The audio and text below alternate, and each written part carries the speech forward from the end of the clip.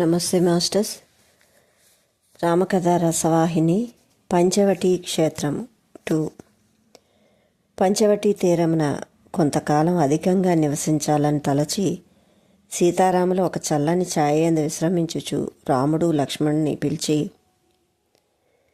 తమ్ముడా, ఈ ప్రాంతమున అన్ని విధముల అనుకూలమైన ఒక చక్కని ప్రదేశం నిర్ణయించి నీకిష్టమైన రీతి ఒక పర్ణశాల నిర్మించమని ఆజ్ఞ చేయగా ఆ పదములు లక్ష్మణునకు కత్తిపోటు వలె తోచి భరించలేకపోయాను. రామా, ఇంతటి కఠినపు మాటలు వింటకు నేనే దోషం చేసినో తెలుపమని పాదాలపై పడి ప్రార్థించాను. అందులోకి సీతారాముల ఆశ్చర్యం, లక్ష్మణ, ఎందుల కింద విచారపడుతున్నావో అర్థమవటలేదు. నా నోట కఠినపు మాట నేనేనాడైనా వినియుంటివా? కఠినపు మాట్లాడటకు నాకేమైనా పిచ్చి పట్టినదా? ప్రాణ సమానంగా చూసుకుంటూ నా ఆశయాలను శిరసావించుచున్న నిన్ను నేను కఠినపు మాట్లాడటం అర్థం లేనిది. నేనేమంటిని, నీకు ఇష్టమైన స్థానమును ఒకటి నిర్ణయించి పర్ణశాల నిర్ణయించమంటే అంతే కదా. తిరిగి లక్ష్మణ్, రామా, నేను ఈ మాటలు వినలేనని చెవులు మూసుకోవడం చూసి రాముడు మరింత ఆశ్చర్యపడి చూచు లక్ష్మణుడే హస్తములు కట్టుకొని, స్వామి, నా సర్వస్వములు సీతారాములే అని తలచిని.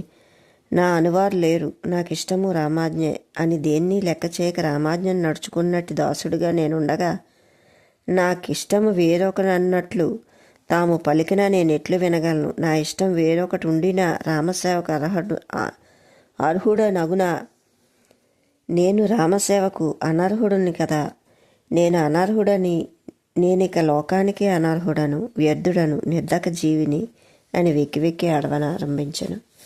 అంత సీత విషయం చక్కగా గమనించి, సోదరా, నీ హృదయం మహాపవిత్రం. ఏదో లోక సామాన్యంగా మీ అన్న మాటలు అట్టి మాటలు ఉపయోగించను, కానీ నీ హృదయం మీ అన్న ఎరుగలేకపోలేదు.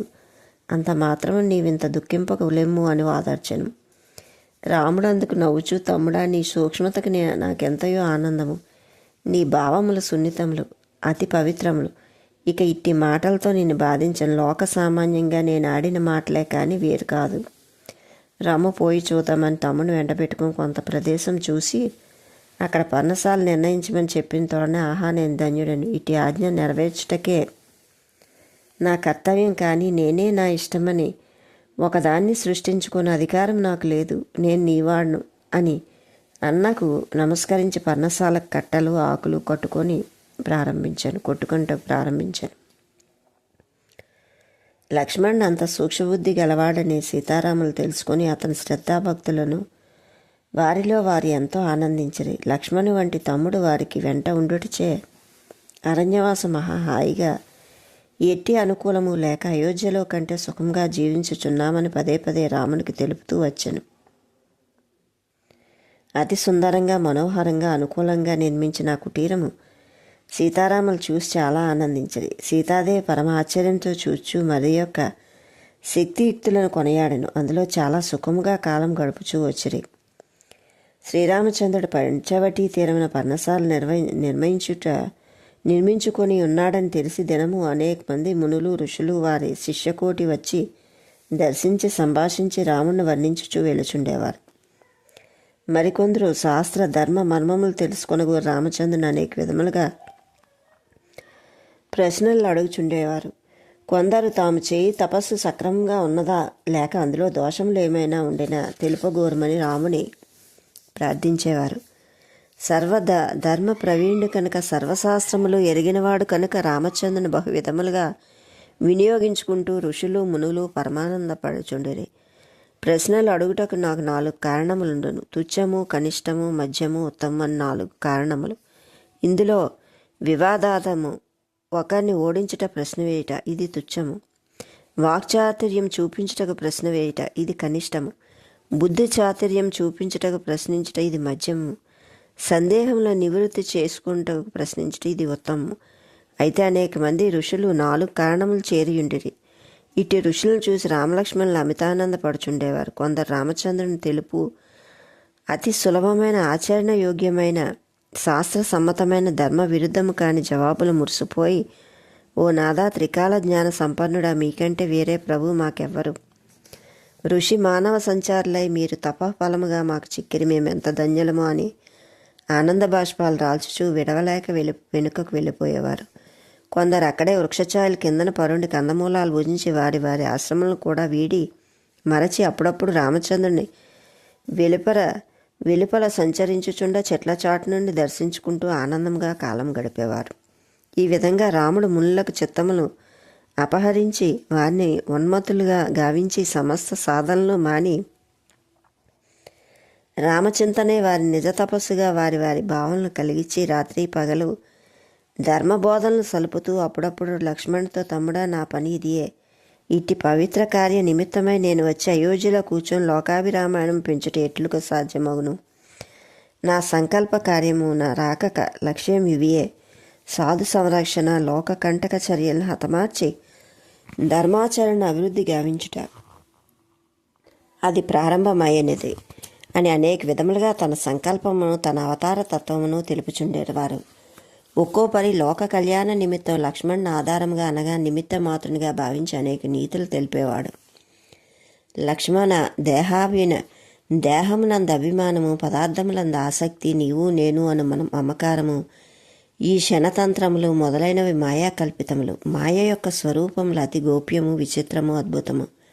మాయయే చరాచర ప్రపంచమును, జంతుజాలమును తన వశం చేసుకొని ఉండును. ఇంద్రియములు పదియు వాని అధిష్టాన స్థానములను అనుసరించి అధిష్టాన దేవతలచే భోగమును అనుభవించును.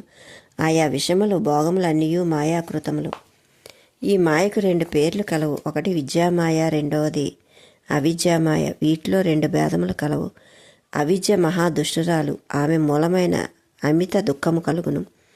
దాన్ని వసులైన జీవులు సంసార కూపమున మునిగియుందురు. విద్యారూపిణియగు మాయా ప్రభు ప్రేరణ వలన అనేక బ్రహ్మాండములను రచించెను. ఈ మాయకు స్వతంత్ర శక్తి లేదు. పరమేశ్వరుని సన్నిధికి ఉండిన మాత్రమున ఆ మాయ త్రిగుణాత్మకమైన ప్రపంచమును సృష్టించును.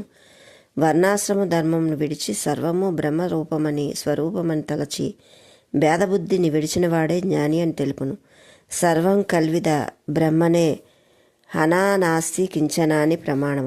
ఈ జగత్తు బ్రహ్మస్వరూపమనియు నానావిధ పదార్థం లోకటి అనియు తెలుసుకునివాడియే జ్ఞాని అనియు. ఓ లక్ష్మణ, రజోగుణం బ్రహ్మమునందు, సత్వగుణము విష్ణువునందు, తమోగుణము రుద్రుని యందు సిద్ధించెను. ఈ 3 గుణములే ప్రపంచమునకు కారణములు. ఈ 3ను తృణపాయములను తెలుసుకుని వాటిని విడిచిపెట్టినవాడే విరాగి కాగలడు. అతనే వైరాగి అనే పదముల అర్హుడు అని లక్ష్మణుడు తెలుపుచుండెను.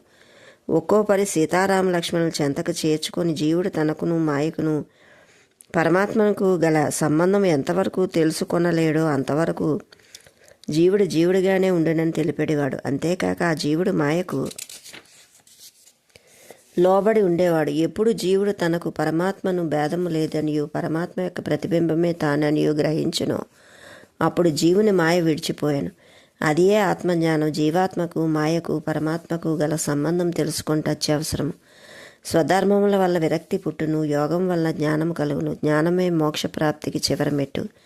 పరమాత్మయందు అత్యంత ప్రేమ కలిగి ఉండుటే భక్తి. అట్టి భక్తునకే నేను ప్రసన్నుడాగును. భక్తులకు నా ప్రేమను సుఖము అందించును. భక్తి స్వతంత్రం, పరాధీనము కాదు. జ్ఞాన విజ్ఞానములు దాని అధీనములు. నిరుపమానమగు సుఖమునకు భక్తి మూలము. సత్పురుషుల కటాక్షమే ఈ భక్తి భావమునకు కలుగుటకు ఆధారము. ఈ మార్గములనే జీవులు నన్ను త్వరగా చేరగలరని ప్రబోధించేవారు. ఈ విధమైన వాక్యములు సీతాలక్ష్మణులు ఆనందంగా శ్రవణం చేయొచ్చు. ఎక్కడ ఉన్నామన్న భావం మరచి తమలో తాము లోదృష్టి చేరేవారు. ఇట్లు ఆత్మస్వరూప లక్షణములను ప్రబోధించి రామచంద్రుడు కొంత విశ్రాంతి తీసుకుని సమయమున లక్ష్మణుడు బయట కాపలా కాయచూ ఊరకుండుట, మనసొప్పక రామవాక్యమును స్మరించుచు అటునిటు తిరుగుచుండ వృక్షఛాయలో ఒక నిమ్మ చెట్టు మొక్క కనిపించెను.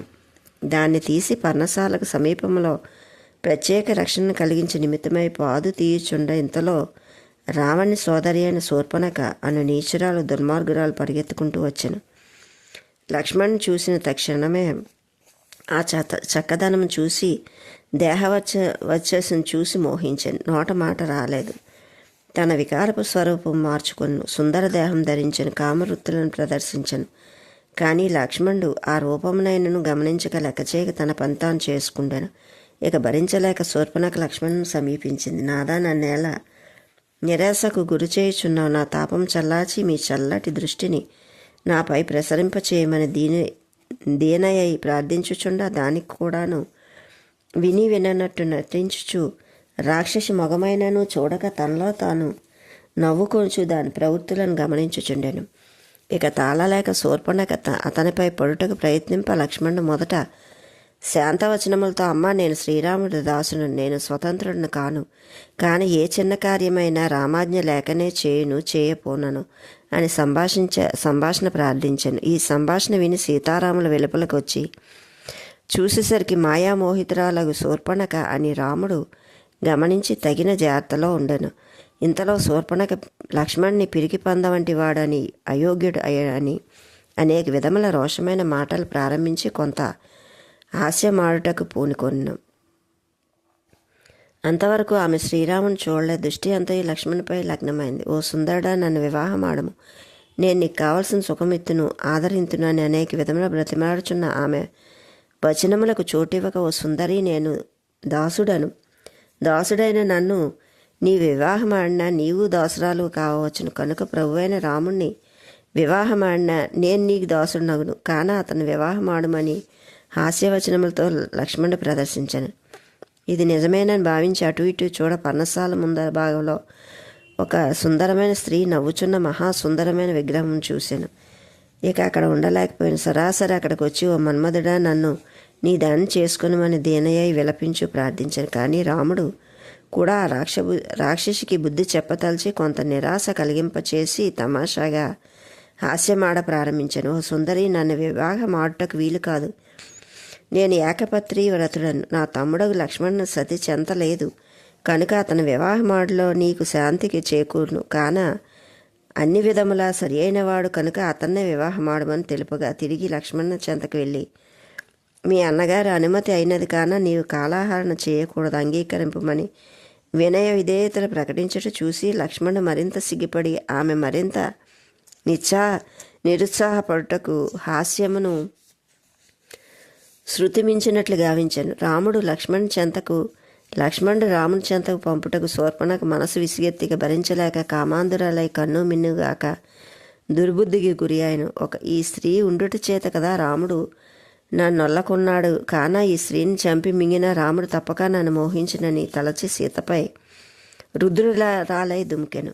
అది చూసి లక్ష్మణుడు మండిపడి రామాజ్ఞకే అతని ముఖ వర్ణమును గమనించుచూ నిలబడను. అంత రాముడు మితిమీన రాక్షసి ఎంతటికైనా సంసిద్ధురాలు కావచ్చునని తలంచి గోటుతో పోని వాడి గొడ్డలను ఎందుకు ఉపయోగించటాన్ని భావించి తన హస్తముల మీదకి చాపి బొటన వేలుతో మిగిలిన 4 వేళ్లను లెక్కించెను. ఈ సంధ్యకు అర్థం గమనించి సూక్ష్మబుద్ధి గల లక్ష్మణుడు 4 వేళ్ళు 4 వేదములనియు వీటిని శృతి అనగా చెవులనియు హస్తం మీద చాచుట చేత ఆకాశ సౌన్యాన్ని భావించి ఆకాశం అనగా శబ్దమే బ్రహ్మమనియు అదే స్వర్గమనియు స్వర్గమునకు నాకమనియు మరొక అర్థము కలదనియు నాకమనగా ముక్కు అని భావించి వేదములకు శృతి, స్వర్గమునకు నాకము, శత్రువులకు చెవులు, నాకమున ముక్కు అనే అర్థం చేత తక్షణమే కత్తిని తీసి ఆ దుర్మార్గురాలి మనుచుట మంచిదని తలంచి ఆ ముక్కు చెవులు కోసెను. Okay masters, like, share, subscribe. Thank you.